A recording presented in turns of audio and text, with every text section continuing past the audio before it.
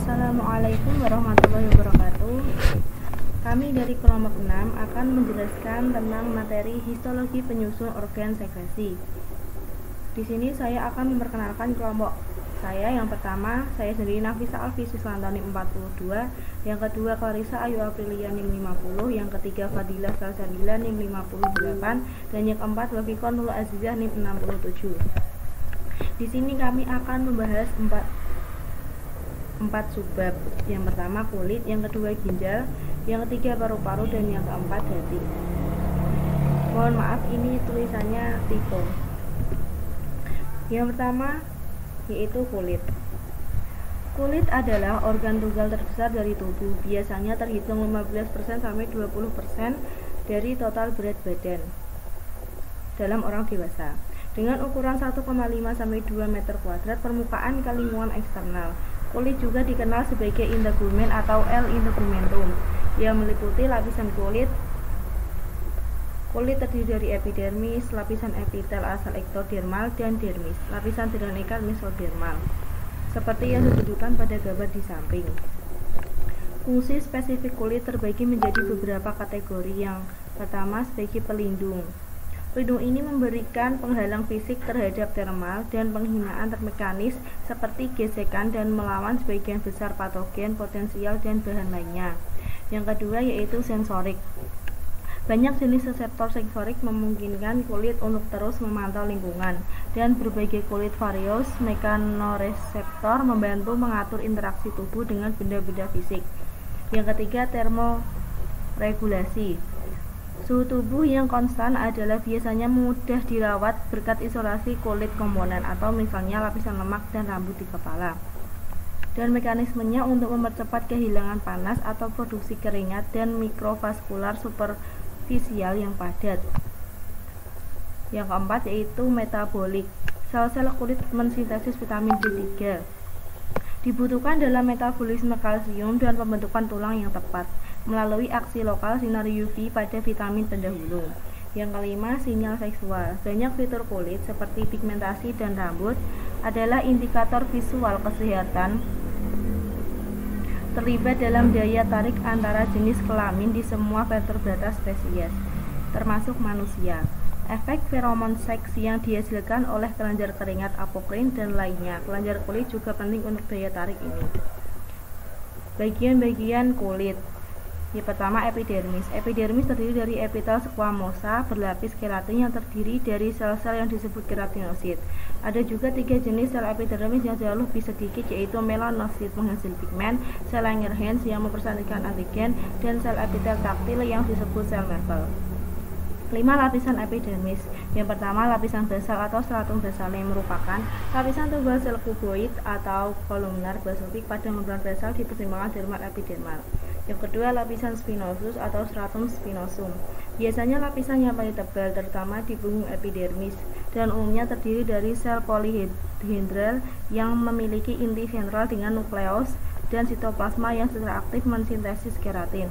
Yang ketiga lapisan granular atau stratum granulosum, terdiri dari 3-5 lapisan sel pipih. Sekarang mengalami proses diferensiasi terminal dari keratinasi.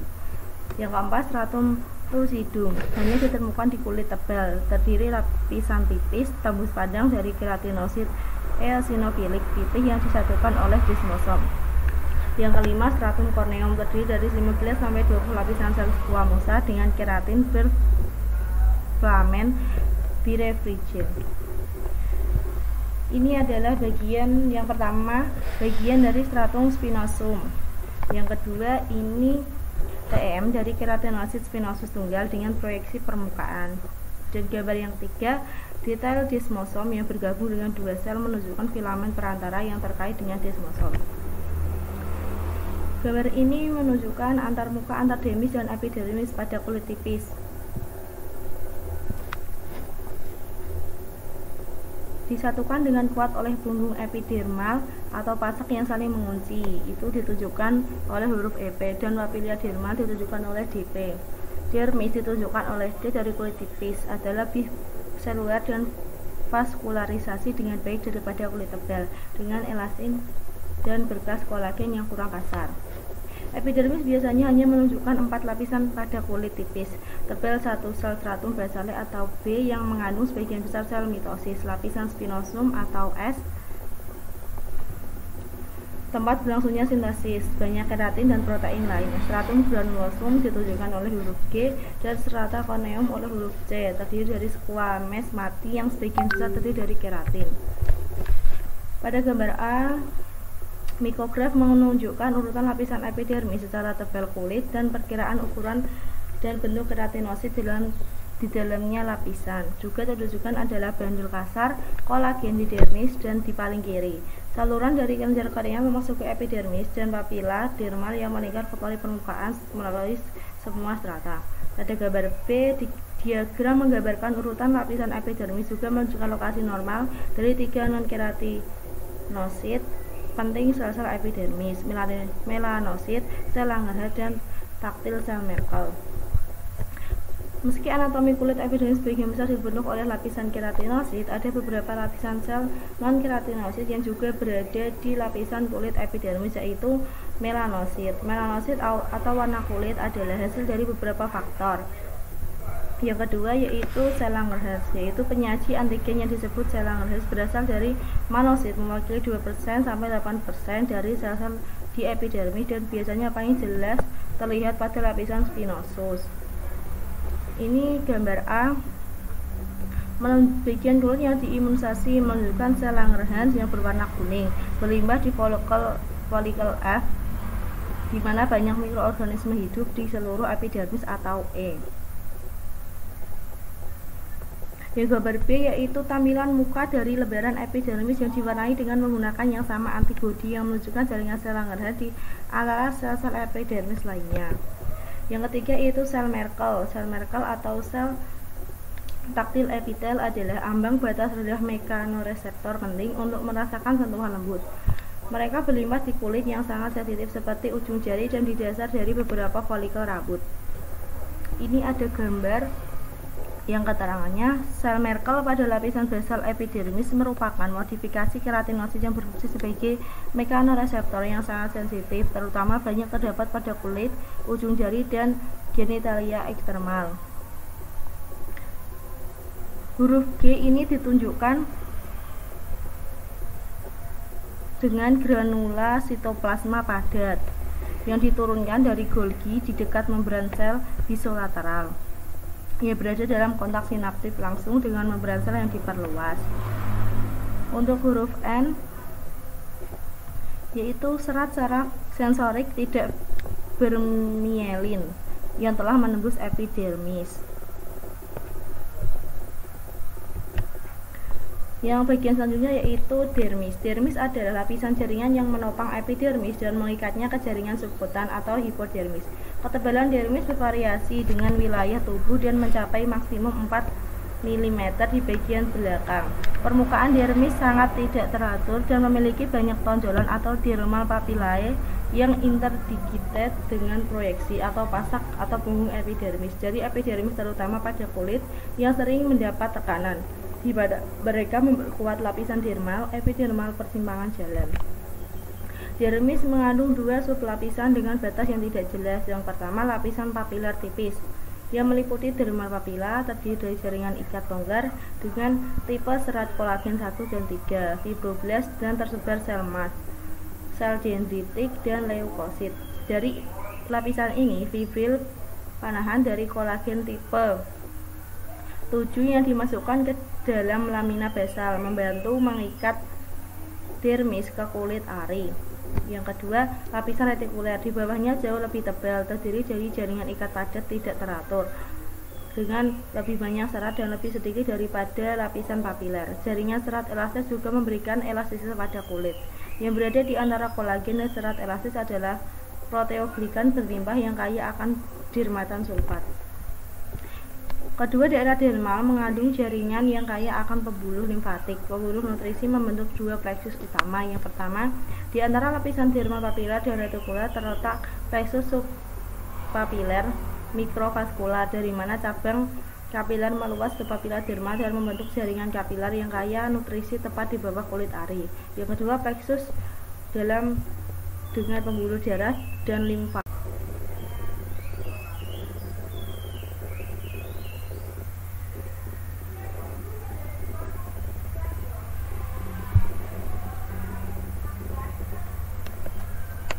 Ini ada gambar yang keterangannya lapisan papilar lapisan dermis yang lebih superficial, terdiri dari areolar jaringan ikat, membentuk papila dermal, mengandung plexus vaskular subpapiler, lapisan retikuler lapisan dermis yang lebih dalam.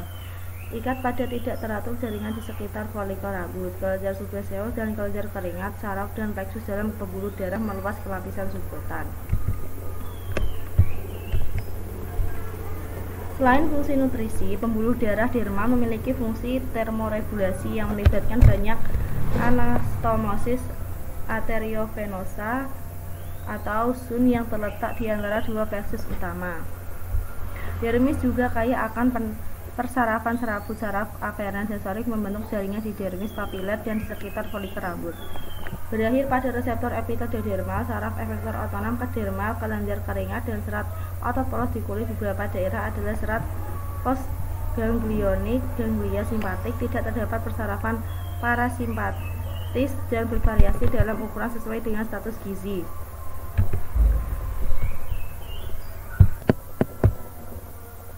Selanjutnya yaitu jaringan subkutan.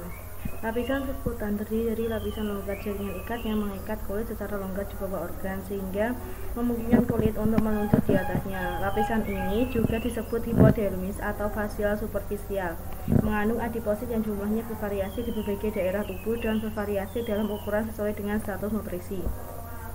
Yang kedua yaitu reseptor sensori. Dengan permukaannya yang besar dan lokasi luarnya, kulit berfungsi sebagai penerima yang luas untuk berbagai rangsangan dari lingkungan hidup. Beragam reseptor sensorik terdapat di kulit, termasuk kedua ujung saraf sederhana tanpa sel Schwann atau penutup kolagen dan struktur yang lebih kompleks dengan serat sensorik tertutup oleh glia dan kapsul jaringan ikat yang halus. Ini ada gambar kulit yang keterangannya kulit mengandung beberapa jenis reseptor sensorik dengan atau tanpa kapsul kolagen dan sel seksual yang dimodifikasi. Kebanyakan sulit untuk melihat dalam persiapan rutin. Di epidermis terdapat ujung saraf bebas dan cakram taktil dari serabut saraf yang terkait dengan sel Merkel di lapisan basal. Keduanya memiliki serabut saraf yang tidak berkapsul seperti halnya plexus rambut akar di sekitar pangkal folikel rambut di dermis. Mereka mendeteksi sentuhan ringan atau gerakan rambut, meskipun ujung saraf bebas epidermis juga mendeteksi rasa sakit dan suhu yang ekstrim. Reseptor taktil yang lebih kompleks dan terenkapsulasi terletak di dermis dan hipodermis, dan termasuk sel darah Meissner untuk sentuhan ringan. Sel-sel lamel atau Pacinian mendeteksi tekanan dan getaran frekuensi tinggi. Lampu ujung Raus untuk deteksi getaran atau gerakan frekuensi darah rendah. Dan sel-sel Ruffini mendeteksi distorsi jaringan. Dua reseptor terakhir kurang luas distribusi di kulit dan lebih jarang terlihat.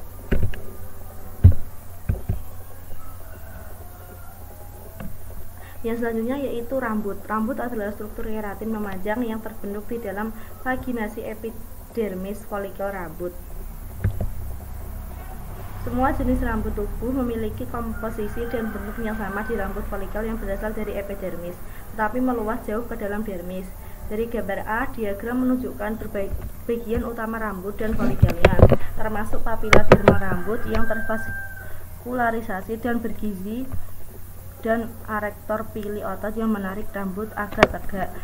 Yang gambar B, bagian memanjang dari akar rambut dan umbi menunjukkan matriks, medula, dan korteks di akar dan epitel sekitarnya, dan selubung jaringan ikat. Sel-sel matriks bulbus rambut berproliferasi, mengambil granula melanin dan mengalami keratinisasi untuk berdiferensiasi sebagai tiga lapisan konsentris rambut. Yang gambar C, lapisan terluar dari rambut adalah kutikula tipis, terdiri dari sel seperti sirap, ditunjukkan dalam SEM ini dari batang rambut yang muncul di atas stratum corneum.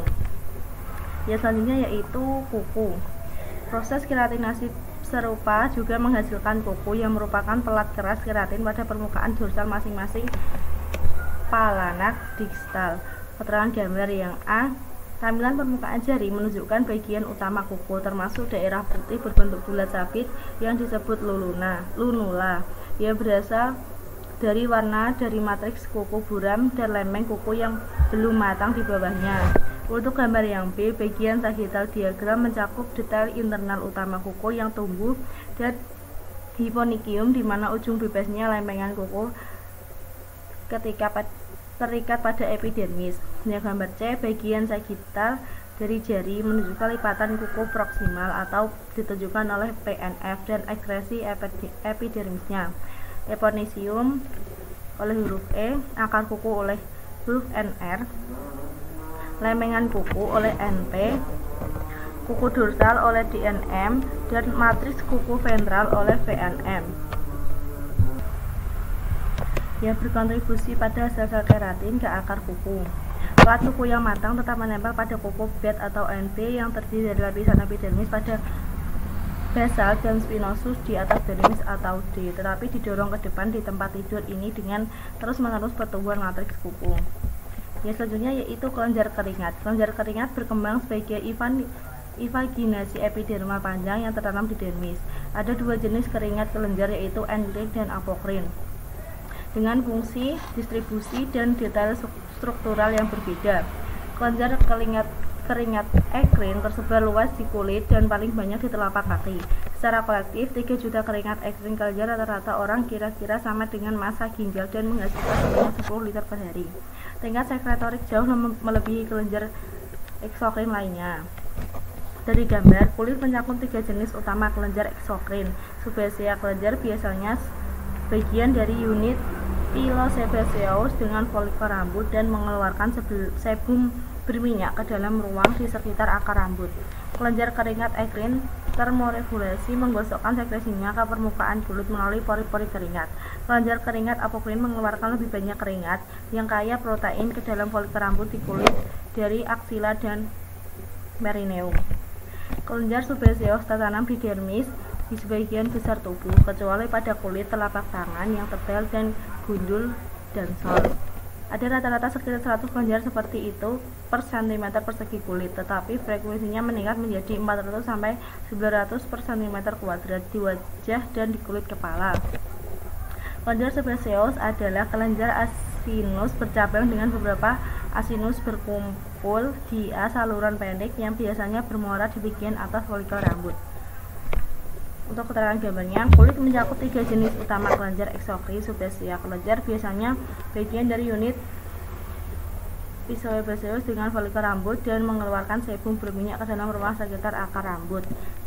Ini sama dengan yang tadi ya. Yang ini kelenjar subesceous mengeluarkan campuran lipid yang kompleks dan berminyak yang disebut sebum ke saluran pendek yang di sebagian besar daerah terbuka ke folikel rambut. Produksi sebum adalah contoh klasik dari sekresi holokrin, dalam dimana seluruh sel mati dan berkontribusi pada produk sekretorin. Untuk gambar A, bagian dari unit pilosebacea menunjukkan asinus yang terdiri dari sebosit besar, ditunjukkan oleh huruf S, yang mengalami diferensiasi terminal dengan mengisi dengan tetesan lipid kecil dan kemudian hancur di dekat saluran, ditunjukkan dari huruf D, membuka pada batang rambut, ditunjukkan oleh huruf H. Untuk gambar yang B, sebuah mikrograf menunjukkan kapsul kelenjar, ditunjukkan oleh huruf C, dan membedakan sebosit, ditunjukkan oleh huruf S, pada perbesaran yang lebih tinggi. Proliferasi kecil sel-sel progenitor tepat di dalam kapsul terus-menerus memaksa sebum ke dalam saluran. Sel miopetil pitel tidak ada. Berkeringat. Di sini ada pengertian berkeringat. Berkeringat merupakan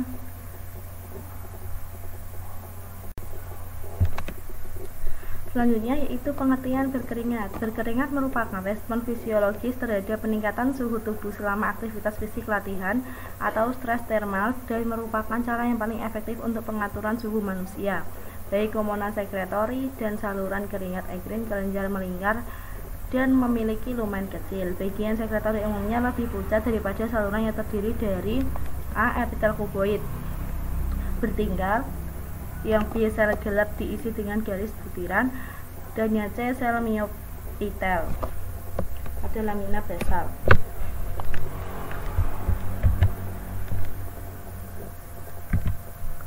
Yang A. Sel kuboid bertingkat yang tidak biasa dengan 3 jenis sel. Sel bening berwarna pucat terletak di lamina basal menghasilkan keringat, memiliki mitokondria yang melimpah dan mikrofili untuk menyediakan area permukaan yang luas. Cairan epitelial dari dermis kaya kapiler di sekitar kelenjar diangkut melalui sel-sel bening, baik langsung ke lumen kelenjar atau ke dalam kanalikuli interseluler yang terbuka untuk lumennya. Yang B, sel gelap diisi dengan garis butiran eosinofilik yang kuat sebagian besar lumen dan tidak menyentuh lamina basal. Granula mengalami sekresi merokrin untuk melepaskan campuran glikoprotein yang kurang dipahami dengan aktivitas bakterisida. Yang C, sel myopitel pada lamina basal berkontraksi untuk memindahkan sekresi encer ke dalam saluran. Ini ada gambar yang A. Secara histologis, kelenjar endokrin memiliki lumen kecil pada komponen sekretori ditunjukkan oleh huruf S dan ductus ditunjukkan oleh huruf D. Keduanya memiliki lumen yang tidak teratur. Ketampilan kubus bertingkat, baik sel jernih dan asidofilik adalah terlihat pada epitel kuboid berlapis dari unit sekretori. Kotak menunjukkan area dengan sel seperti yang ditunjuk secara ultrastruktural di bagian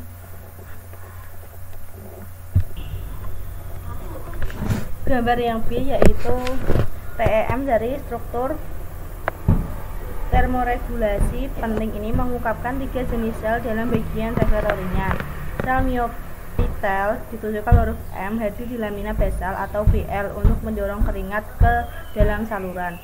Sel piramidal tidak beraturan yang disebut sel gelap atau ditunjukkan oleh huruf D, berbatasan dengan bode lumen atau L dan diisi dengan granula sekretorik eosinofilik pada elektron yang melepaskan peptida bakterisida dan komponen imunitas bawaan lainnya.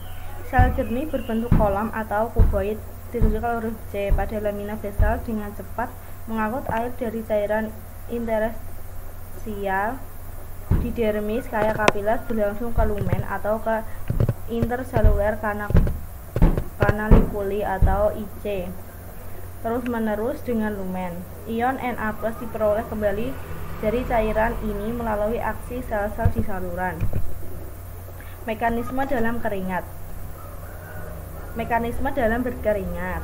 Kelenjar keringat berbentuk tubular yang terdiri dari 2 bagian yang bergelembung di subdermis dalam yang menyekresi keringat dan bagian difus yang berjalan keluar melalui dermis dan epidermis kulit.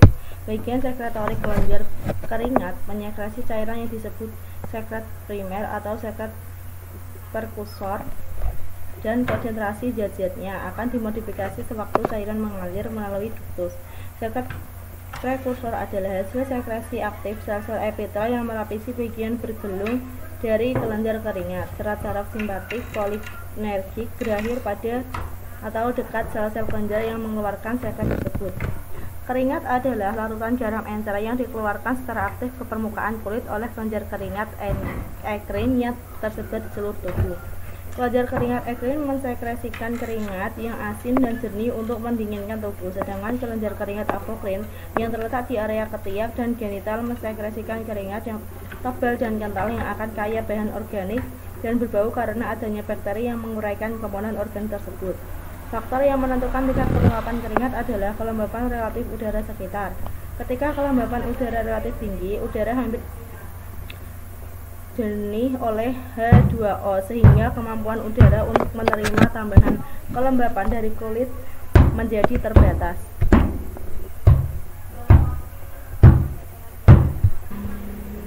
Berikut ini adalah sistem ekspresi pada burung atau aves. Alat pengeluaran pada burung berupa paru-paru, hati, ginjal, dan kulit. Saluran ginjal, saluran kelamin, dan saluran pencernaan bermuara pada sebuah lubang yang disebut kloaka. Burung menghasilkan kelenjar minyak yang terdapat pada ujung ekornya. Kelenjar ini menghasilkan minyak untuk membasahi bulu-bulunya. Sekian presentasi dari saya. Selanjutnya akan dilanjutkan oleh Mbak Clarissa. Padanya saya persilahkan.